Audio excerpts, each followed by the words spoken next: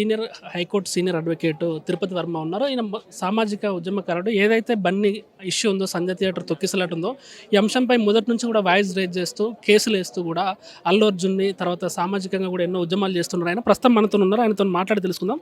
ఈరోజు అల్లు అర్జున్ చిక్కడపల్లి పోలీస్ స్టేషన్కు రావడం జరిగింది. భారతీయ న్యాయ సంహిత ఏం చెప్తుంది అసలు ఆ కేసుకు సంబంధించి? అంటే మధ్యంతర బెయిల్ ఉన్న వ్యక్తిని మళ్ళీ విచారణకు పిలవచ్చా? అంటే ఈ కేసుకు సంబంధించి సంధ్యా థియేటర్ సంఘటనకు సంబంధించి అల్లు అర్జున్పై కల్పేబుల్ హోమిసైడ్గా 376 ఆఫ్ 2024 కేసు నమోదు చేయడం జరిగింది. దాంట్లో భాగంగా చిక్కడపల్లి పోలీస్ స్టేషన్ వాళ్ళు ఇన్వెస్టిగేషన్లో భాగంగా వాళ్ళు అరెస్ట్ చేసి రిమాండ్ చేయడం జరిగింది. సో రిమాండ్ చేస్తున్న క్రమంలో హైకోర్టు కూడా మధ్యంతర ఉత్తర్వులు జారీ చేసింది. సో మధ్యంతర ఉత్తర్వులు ఇంటరిమ్ బెయిల్ ఇస్తూ కొన్ని నియమ నిబంధనలు పెట్టింది. సో మీరు పోలీసు వాళ్ళకు సహకరించాలి, ఇన్వెస్టిగేషన్లో భాగంగా మీరు ఎప్పుడు పిలిచినా పోలీసు వాళ్ళు ఎప్పుడు పిలిచినా కానీ పోవాలని చెప్పి వాళ్ళకు డైరెక్షన్ ఇవ్వడం జరిగింది. సో ఇది జరుగుతున్న క్రమంలో అతను ఒక ప్రెస్ మీట్ పెట్టి, అంటే దీన్ని ఎందుకంటే పోలీసు వారిని అండ్ గవర్నమెంట్ను అబాసు పాలు చేయాలనే ఉద్దేశం కొద్దీ ఒక స్టేట్మెంట్ పెట్టి ఏ కేసులో నిందితుడు ఉన్నాడో ఆ కేసుకు సంబంధించి ప్రెస్ మీట్ పెట్టి మాట్లాడవచ్చా? చట్టం ఏం చెప్తుంది? అంటే అది కొన్ని నియమ నిబంధనలు ఉంటాయి. మాట్లాడొద్దు అనేది ఇంటరిమ్ బెయిల్లో వాళ్ళు క్లియర్గా రాస్తారు. సో దాన్ని హైడ్ చేసి పోలీసు వాళ్లకు అండ్ అక్కడ కోర్టు వారికి తప్పుడు సమాచారాన్ని ఇచ్చిందని చెప్పి భావిస్తున్నారు పోలీసు వాళ్ళు. సో దీంట్లో భాగంగా సిపి గారు ఒక ప్రెస్ మీట్ పెట్టి దీనికి సంబంధించిన వీడియోలు, దీనికి సంబంధించిన సమాచారం మొత్తం సేకరించి ఒక 10,000 వీడియోలను సేకరించి దానికి సంబంధించిన అల్లు అర్జున్ గారు ఎక్కడ స్టార్ట్ అయ్యారు, ఎంతమంది బౌన్సర్లు వచ్చారు, అతనికి పర్మిషన్ ఉందా లేదా, సో దానివల్ల ఎవరి వల్ల తొక్కిసలాట జరిగింది, బౌన్సర్ల వల్ల ఎంత నష్టం జరిగింది, ఈ అల్లు అర్జున్ ఆర్మీ వల్ల ఎంత నష్టం జరిగింది అన్న కోణంలో వీళ్ళు ఇన్వెస్టిగేషన్ చేస్తారు. సో దాంట్లో భాగంగా నోటీస్ ఇవ్వడం జరిగింది. సో ఒకవేళ వీళ్ళు అల్లు అర్జున్ స్టేట్మెంట్తో కానీ వాళ్ళ విట్నెస్తో కానీ సాటిస్ఫై కాకపోతే వాళ్ళు సీన్ను రీకన్స్ట్రక్షన్ చేసే అవకాశం ఉంటుంది. సో రీకన్స్ట్రక్షన్ చేస్తే ఒకవేళ ఈ స్టేట్మెంట్కు రీకన్స్ట్రక్షన్కు తేడా ఉంటే ఎన్నిసార్లైనా నోటీస్ ఇవ్వచ్చు, మళ్ళీ పిలిచే అవకాశం. ఇప్పుడు మళ్ళీ సీన్ రీకన్స్ట్రక్షన్స్ పోతే మళ్ళీ అక్కడ తొక్కిసలాట జరిగి మళ్ళీ ప్రాణ నష్టం జరుగుతుంది, అది కూడా ఇబ్బంది కదా. సో అప్పుడు పోలీస్ పర్మిషన్ అంటే పర్మిషన్ ఉంటుంది, ఇక్కడ నియమ నిబంధనలు ఉంటుంది. ఇప్పుడు మనం ఇక్కడ ఉన్నది అల్లు అర్జున్ వచ్చి ఇక్కడ జరుగుతుందా?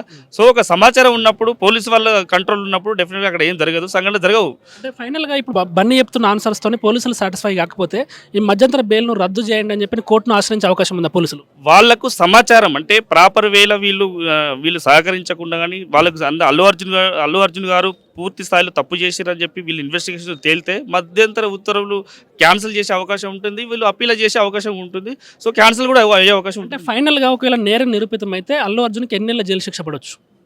నేరం రుజువు అయితే మినిమం 7 years నుండి లైఫ్ కూడా దీనిలో ఈ సెక్షన్లకు అట్రాక్ట్ అవుతాయి. అంటే ఇది చట్టం వర్సెస్ కామన్ మ్యాన్గా లేకపోతే చట్టం వర్సెస్ సెలబ్రిటీగా మనం చూడొచ్చా? లేదు, చట్టం ముందు అందరూ సమానులు అని చెప్పి మనకు బిఎన్ఎస్ సెక్షన్ పడుతున్నాయి. ఎందుకంటే ఇంతకుముందు గతంలో బౌన్సర్లకు సెక్షన్స్ లేకుండే, ఐపీసీ అట్రాక్ట్ కాకపోతుండే.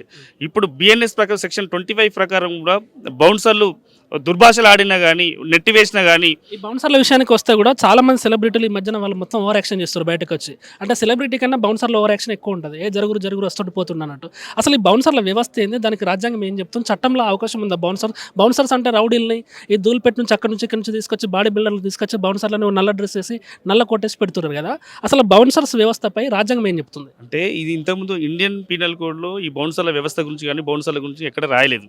సో కొత్త చట్టం ప్రకారం బిఎన్ఎస్ ప్రకారం సెక్షన్ 25 ప్రకారం బౌన్సర్ల గురించి ఒక స్పెసిఫిక్ కాలం మెన్షన్ చేసి వాళ్ళు అంటే ఒక దుర్భాషలు ఆడినా కానీ నెట్టివేసినా కానీ కొట్టినా కానీ ఒకవేళ రకరకాలుగా ఏమైనా హింస చేస్తే వాళ్ళ మీద స్పెషల్ సెక్షన్ ప్రకారం ఒక 6 months నుండి 2 years వరకు కూడా కన్విక్షన్ వచ్చే అవకాశం ఉంటుంది, శిక్ష పడే అవకాశం ఉంటుంది.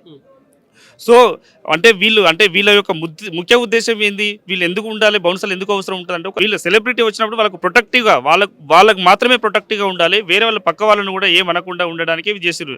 ఎందుకంటే దీనికి ఏమైనా కారణం ఒకవేళ బౌన్సర్లు కారణం అయితే దానిలో ఆ సెలబ్రిటీ కూడా నిందితుడు అని చెప్పి చెప్పొచ్చు. నిన్న నిర్మాతలు 50 లక్షలు ఇచ్చారు ఆ బాబు వాళ్ళ కుటుంబానికి. అంటే పైసలు ఇస్తే ఈ కేసు ఏమైనా నేరుగా అవకాశం ఉంటుందా, అంటే వీక్ అయ్యే ఛాన్స్ ఉంటుందా? లేదు, తప్పు చేసిన తప్పే ఉంటుంది. చట్టం తన పని తను చేసుకుంటూ పోతుంది. డెఫినెట్లీ దానికి శిక్షకు అర్హులే వాళ్ళు. అంటే వాళ్ళ పేరెంట్స్ అంటే బాబు వాళ్ళ తండ్రి కానీ బాబు ఫ్యామిలీ కానీ కేసు విత్డ్రా చేసుకోవచ్చు ఇప్పుడున్న పరిస్థితిని బట్టి? అంటే ఇక్కడ ప్రాణ నష్టం జరిగింది, ఎవరు కారణమైన కోణంలో పోలీసు వాళ్ళు సుమోటోగా చేస్తున్న వాళ్ళంతా ఇన్వెస్టిగేషన్ చేస్తున్నారు. వాళ్ళు కంప్లైంట్ ఫస్ట్ ఇవ్వలేదు. మేము మా సమాచారాన్ని చాలామంది రకరకాలుగా కంప్లైంట్ ఇవ్వడం వల్ల వాళ్ళ అంటే తండ్రి ఆయన ఆ డిసీజ్డ్ వాళ్ళ హస్బెండ్ కాబట్టి సో ఆయన సమాచారం ఉంటే బాగుంటుంది. ఆయన కాంప్రమైజ్ అయితే మాత్రం కేసు వీగిపోతుంది కాదు.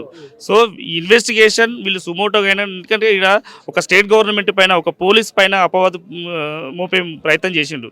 సో ఈ కోణంలో ఇన్వెస్టిగేషన్ చేస్తే డెఫినెట్లీగా వాళ్ళు శిక్షకు అర్హులు అని చెప్పి అంటే భావిస్తున్నాను. ఒక విషయం ఏంటంటే మనం అనకూడదు, బేసికల్లీ బాబు మంచిగా ఉండాలని అందరం కోరుకుంటాము.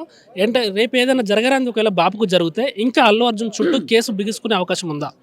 అంటే ఇక్కడ మీకు చిన్న పిల్లలు 18 years బిలో ఉన్న పిల్లలు కూడా ఒక జువైనల్కు సంబంధించి లేకుంటే దానికి సంబంధించిన ప్రివెన్షన్ ఆఫ్ చైల్డ్ ఉంటుంది. సో ఆ చైల్డ్కు సంబంధించి చిన్న పిల్లలకు సంబంధించిన సెక్షన్ వేరే ఉంటుంది. అసలు దానికి సంబంధించిన ఇన్వెస్టిగేషన్ చేయాలి. ఎందుకంటే ఆ శ్రీతేజ్ అనేది ఎక్కడున్నాయని చెప్పి ఒక బుల్లెట్ కూడా రిలీజ్ చేయాలి ఇప్పటివరకు కూడా. సో వాళ్ళు ఏదో వాట్సాప్లలో దాంట్లో చేసిన కానీ ఒక బుల్లెట్ రిలీజ్ చేయలేదు. సో ఆ దిశ కూడా శిక్ష పడే అవకాశం ఉంటుంది. Please subscribe to the channel and download the Politicos app from the links in the description.